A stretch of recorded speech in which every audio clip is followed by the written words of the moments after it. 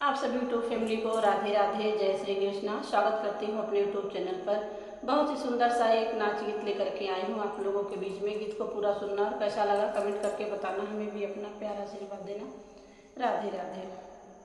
गहरी नदिया में झूलनिया पिया हेराई गई लना, गहरी नदिया में झूलनिया पिया हेराई गई लना, हेराई गई लना हो पिया हेराई गई लना, गहरी नदिया में झूलनिया पिया हेराई गई लना, हेरत हेरत होई गठी के दोपहरिया, हेरत हेरत होई गठी के दोपहरिया, ससुर आई हो गई लना, ससुर आई हो गई लना, झट से काढ़ो मैं घुघुटवा पटला जाई गई लेना, झट से काढ़ो मैं घुघुटवा पटला जाई गई लेना,